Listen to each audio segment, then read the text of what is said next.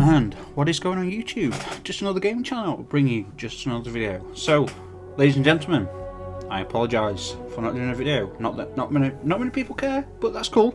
We're just gonna rack through some Destiny strikes. We're in the Dead Old shit. I'm gonna go with the Arc class because I've been using the Hammer dude for so long now. For a long time I used a Striker, and then I switched to hammers. I just really like the hammers, but I'm gonna switch up. I'm gonna go with the Dead Orbit gear Arc, and we're gonna go with the Acting Warwick because I just like that extra ammo. You know what I'm saying, bro? So we'll see what's what. Guiding Star just why not, eh? Why not? All right. Well, I think that's about it. Do you reckon increase loot or more? Oh no, wait. Never mind. Don't have what I want. Never mind. So yeah, let's get rocking and rolling. A lot of stuff to talk about, guys. First of all, the recent update, not that good. I don't think it's not as. I mean, yeah, there's slight increase in movement speed during combat, but it's not really. Your walking speed's the same. Your movement speed's actually the same. It's just jumps and a few things have changed. You know, just slightly, ever so slightly changed. And they're talking about an increased regen on your abilities, and I haven't really noticed that faster regen. Now the problem is we're so used to, like, remember, I don't know if you guys remember back at the beginning when the beta testing came out, it pretty much took you, those strikes were like 25 minutes long, and it would take you most of that strike to get your super, or if you used it halfway through you wouldn't be able to get it back by the end boss, no matter how much shit you killed. Now I think that's changed a little bit. You can maybe get 2 in a strike, but in Destiny 1, man, there were so many enemies and strikes were like 10 minutes, but you could get and use your super 4 or 5, 6 times, depending. Like there's a lot of times you wouldn't use it just for the sake of not using it, saving it for a better location. So there were all these times when you had far more chance of in Destiny 1, far more chance of getting just a lot more abilities. Now, apparently they've changed it a little bit. I've not really noticed that much of a difference, maybe a slight difference. But because of spending like the beta, then the last 4 or 5 months playing in a game state that pretty much only allowed you to really use your super once. Maybe like a strike like this, you can use it twice because it's quite a long strike, but it's just can't always guarantee you're going to get your super back for the boss fight, which frustrating as hell, You busy? And I've changed that a little bit. We hear you, Sagira. What else? Okay, they buffed all the weapons, which is great, and then as soon as that happened, I've been using the Vigilance Wing Most of those with Incrucible since day one. I got attached to that weapon. I found it very awkward to use at first. Like, I found it really awkward to use at first in Crucible. And then within like 20 minutes, it became like I've been using it ever since. And the moment the buff pulse rifle, they buffed everything to, so now they match auto rifles and stuff. But like people are talking about nerfing the Vigilance Wing, everyone's been using it suddenly, which to me is a bit frustrating because I discovered that weapon like fucking 6 months ago. So and it's fucking beast, and it really is. And like, I've not tried it since the upgrade, the power upgrade and stuff. But I were out matching assault rifles, scout rifles, Midas. Pretty much match everything with that Vigilance Wing. Not at extreme distances, not at scout rifle extreme distances, of course not. But like on a reasonable medium scout rifle range, the Vigilance Wing would often outperform. Just remember, you're getting 5 bullets. It is actually a longer burst, and that's what puts you off at first. There's a longer burst, and it feels like you have to stay in your firing position for longer, which you do. But it's like only like a microsecond. It's only like a tenth of a second or 20th of a second. But in a PvP game time, you can feel that if you've been playing a long time. I've been playing shooters for I don't know 10 years, 30 years. I don't really know. But yeah, so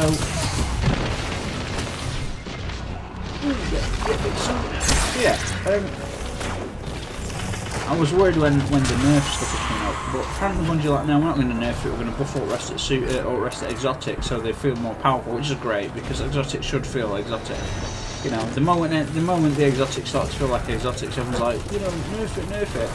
But they're going to buff Mida, they're going to buff rockets, they're going to buff all exotics, so they've got, maybe slightly different. I mean, they have changed the abilities in the past, they might change them again. certain exotics. Or they might just change like the damage, or you know, whatever, increase the potential ability of whatever exotic perk it is. I don't know. So that's good news. Now there's been some news about what's going to be happening in the in the next big update in May. We're talking about extra vault space. We're talking about seasonal progression. So for those that have only played Destiny 2 and have played Destiny 1, every time there was a new season, a new update essentially in Destiny, all the Vanguard weapons, all the Vanguard armor, all the faction armor, like faction armor and weapons were available all the way through the game. There were no such thing as faction miles. It was there all the time. You used to align yourself per week to a particular faction if you wanted, and then you'd get XP for those, and then you'd be able to buy their weapons and armor. And every goddamn time there was a major update, there was a full new set of armor and weapons, and so you constantly have new stuff. Now that's not happened in Destiny 2, and what's even worse about it, in Destiny 1 you had, not only did you have every season there was like new Iron Banner, not just different. Not just the same, you know, at the moment it's basically the same skins of you know, so it's just different camos on the same skinned weapons, right? Whereas you got totally new weapons in Destiny 1.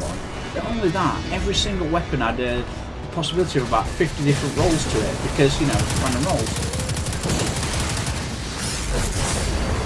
Yeah, we really shouldn't be stopping there, guys. We really shouldn't be stopping there. I don't know why I stopped there.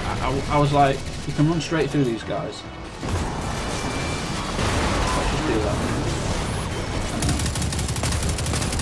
Yeah, he's got the idea.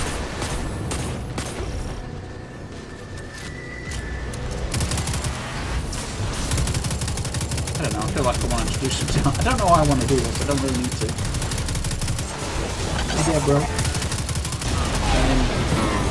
So yeah, there's a lot of, you know, 50 new vault space, seasonal progression on loot, and we've got 6v6 Iron Banner coming back in 11th of April. Now this is all great, it is, and you want to be grateful and thankful, because like the game's the problem is all this work they've been doing on Destiny and all the work they've still got to do to get it to a decent game level it's embarrassing, because they had it took them 3 years to get Destiny 1 right, but after 3 years they had it fucking spot on. I'm telling you, they had it were great. And then what they did, they went all the way through Destiny 2, they stripped all the features away, they stripped all the amazing loot, all the powerful exotics, stripped down your super, like your classes now. If no one's played Destiny 1, you had about 50 options in building your class for each character. Like, not just 2 slots that automatically, you could pick any perk from any tree and mix it all up and get yourself more speed or more agility or more jump or more more armor or more health. You could do it manually, and you know, and then you on your armor you'd get rolls with different rolls. So you'd be like, okay, yeah, this one's gonna have, you get rolls with like better armor, better mobility, better health regen, and then you could get random rolls on your armor set. So you'd have this, you might have the same set twice, one that's full mobility and one that's full health regen, or mix and mix. You know, it was amazing, and they've taken everything away, and now they're spending all this time to get Destiny 2 back to a level that's not even close to how good Destiny 1 was, ultimately. Just, you know, and we're thanking them for it. We're thanking them because they got the game so wrong the first time. I don't know how they got it so wrong, honestly. I know people are going to say I'm not game design, but I'm telling you, I feel like I know more about games than Bungie members do. And yes, I don't have the physical ability to technically code, but a lot of positions there aren't about coding. A lot of it's concept design, writing the story, writing the characters, coming up with cool concepts. I've got all those abilities. Not even because I've got multiple degrees in design and other areas, but just common sense. Just, holy shit, number one, look at everything we nailed. It took us 3 fucking years after the game released to get it right. Then another 4 years before that. So it took them like 3 or 4 years to design the damn thing. When they released it, it just like slammed. You know, and then after that, you know, it took them 3 years of getting it, you know, it took them a long time to get it right, and they got it right. And then they released number 2, the raids, when there was loot, specific loot that's like helps you in the raid. Like, for those that haven't played Destiny 1, all the raid armor and weapons all had perks and abilities that helped you during the raid, gave you extra abilities while you're doing certain tasks. gave you more damage against certain enemy types in the raid, extra mobility while you're doing certain things, all sorts of stuff. Health regen, more heavy ammo drops when you kill certain enemies. It was fantastic. It really was great. And now we're kind of all, yeah, okay. Like, I'm grateful that Bungie are getting it right, but like they already had it right a couple of years ago, and now they've released a game, and now instead of developing that game so it's got decent progression and development and got even better, they're spending all this time, effort, and man hour and hundreds of thousands and millions of pounds in wages and technology and all this shit, paying for artists and whatever. I don't know, whatever. You know, it's a lot of money. It's a lot of money. Not compared to what they earn. I mean, it's a lot. It's not even 1% of what they earn in fucking bonuses and profit. Then you've got all the loot box shit. Okay, so those that have played Destiny 1, really, we complained in Destiny 1 about all the loot shit we had to get from Eververse. There's some really cool shit in there. In number 2, they've ramped it up by about 300%. Like, you know, all the exotic skins that you get, like, you know, they're all in Eververse. They should be rewards. I mean, not rewards. You know, you shouldn't get that instead of a fucking exotic. You should get the exotic handout for doing a certain challenge or something. I mean, they took bounties out. Bounties were a bounty board. They added an extra airstrike relevant bounties in year 2 or year 3 was it? I can't remember. I think it was during the taking. Well, there were bounties. There were crystal bounties, Vanguard bounties, and then strike related bounties. And then on Destiny 1 in the Reef, which were another, it's a bit like having the farm in the tower. There's another tower in the Reef. There were all specific stuff related to the House of Wolves. There was specific stuff related to stuff on the Taken King DLC on the Dreadnought, and you had all these bounties to do every single day. You were just, even though you were just getting that reputation, eventually you'd upgrade and get an engram from Vanguard, you know, which were cool, because random rolls, you know. It just, I don't know, like, there's so much stuff missing. It's insane. You know. But anyway, well, I'm grateful, but also, like, I don't think we should be so keen to thank them for spending, like, what they're going to have to spend in a couple of years getting Destiny 2 to a state they could have started from years ago. You know, like, it's not something we should be thanking them for, really. But anyway, I know I'm being a bit light of a dick, but whatever. You know, what I'm saying, I think most people agree with. Like, yes, I appreciate the fact that they're making changes, but the changes they're making were already present in Destiny 1, and so they're spending all this time going backwards, getting the game into a state where it's close to Destiny 1. You know, it's just, I really don't understand, like, and every time they release an update and they talk about all the stuff they've been listening to, like, we've been asking for vault space since the beginning. Vault space was a problem in Destiny 1, and we, at the end of Destiny 1 we had 300 spaces per character, 308 or 328, was it 316 or 320 something? I don't know. It was 108 per item, so 108 for weapons, 108 for armor, 108 for general items. So yeah, we had 108 times 3. Okay, so 326 is it? I don't know, whatever. But suffice it to say, we've got 200 items full stock. You know, that encompasses everything. And then they went bullshit shaders. They went cosmetic, so you buy shit and use money and use, you know, all the good shaders are basically in the Eververse. You know, just fucking frustrating as hell, basically. Anyway, so I'd be grateful, but guys, just remember they are actually spending all this time when they could have been massively improving the concept and universe of Destiny. Don't get me started about the story. Yes, the story was way better in Destiny 2. There's more of it, believe it or not. I know it's not a big campaign, but compared to Destiny 1, if you've not played Destiny 1, you'd be embarrassed. But if you bought the entire pack at end of year 3, you'd play it from end of year 3 back. Now there's a lot of content there, because it was after 3 years. But, you know, year 1 was really fucking... The only thing that kept people playing was all the random leaps, and exotics were really fucking hard to get. Really hard to get. Well, I didn't get what was it, the Hulk Moon. I didn't get that till right at the end of year 1, and then I got like 3 of them within about a 2-day period. So that shit happened to me a lot. So yeah, you know, thank them, but guys, there's so much stuff. The problem is that I had a better story, but no end content is really what, you know. So that's why it's lost millions of players. And now I don't think Destiny's going to recover. The only people who are going to play it, people like me that play Destiny 1, they know that eventually it's going to be an awesome game. you know, will hopefully be an awesome game. But the main problem with it too is there's no mention of the darkness, absolutely nothing. And that's like, it was the main, like all the Hive and the Vex had their own agenda. Hive worked for the darkness, and the Cabal were just warriors, and the Fallen were hunting the Traveller because it once came to their world to help them and then left them and they got destroyed and all this shit. All these like pretty intricate storylines were all fed in through a grimoire. Now the grimoire was amazing to get on. The only problem is it wasn't in the game, but it was fucking excellent. Thousands of illustrated cards with text on the back. It was amazing, absolutely amazing. Destiny 2, they took all the art, so they're going to integrate well into the game. A few audio files and a few text files on some exotics. I mean, it's embarrassing. Really, they took another massive step back with the lore, which is a shame because like the lore in Destiny is fucking massive. Just not in the game, which is just mind blowing to me. Absolutely mind blowing. But anyways, so yeah, you know, no story, no good story, but nothing to do end game content. And I still play it just because it's addictive. I mean, that, you know, I've said this before. It's just they always nailed the combat and the floating around and shooting shit. They always nailed that right from day one. So that's why I play it. Yeah, just so you know. We just pulled the plug on this Spire's art. So the YouTube shooting things are pretty shit. Like some people are blaming YouTube, and I'm actually. It might sound ridiculous, but I'm actually one of those people. Like, not the people. Obviously, no one deserves to get shot.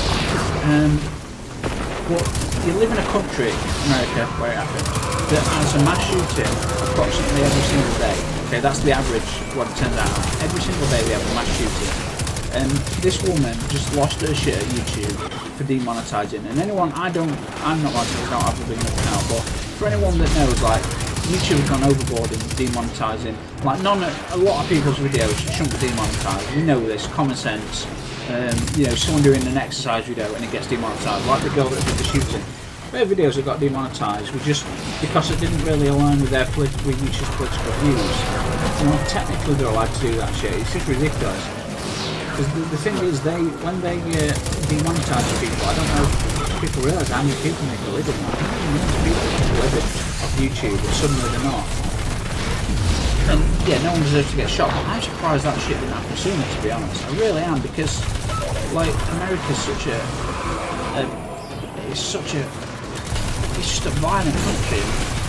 Like, I'm surprised this shit happened before with YouTube, to be honest. I'm not condoning it anyway. I'm really not. I'm personally just, you know, people already. You know, society's got people wound so tired from the bullshit that's constantly happening that, like, this is why I'm not surprised it's not happened before. Like, this is why I'm surprised it hasn't happened before, because shit. Yeah, because basically, you know, society winds people so tight that this shit just fucking happens. People snap. And then you take away someone's ability to make a living. I mean, some people were working part-time, could work part-time, so they had more freedom to do this, and they loved it. Suddenly they ain't got enough money to pay rent. Some people solely relied on it as an actual thing, you know, as an actual, this is their main, suddenly they can't feed the family. I do partly blame YouTube. Again, it shouldn't have happened. If it should have happened to anyone, it should have been the dicks right at the top taking down fucking 8 figure salaries. We're talking like 20, 30 million CEOs, 90 million CEOs positions. And no, I'm not joking about those figures. CEOs take home, some take home close to $1 million. It's fucking embarrassing. It's just embarrassing. Because they make the money from the advertisers, but they don't realise that it's they wouldn't have a format to advertise on if it wasn't for the creators. And now they're blocking almost fucking everything.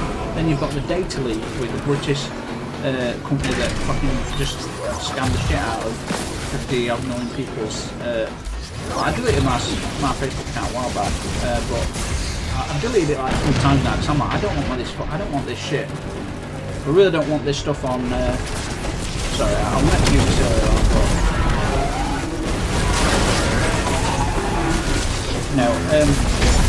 the amount of data that gets stolen, like hundreds of millions of people, like there's people that are scamming me, constantly phoning me, you know, and this is from any site like Facebook and shit. This is like, because my phone number, you have to put your phone number in. So like an idiot, I put it in some years ago. My phone number's out there now, just spotting around people, constantly trying to make money off it, scam me. I get phone calls like weekly from lists of email, email information. All this data has gone to these people because of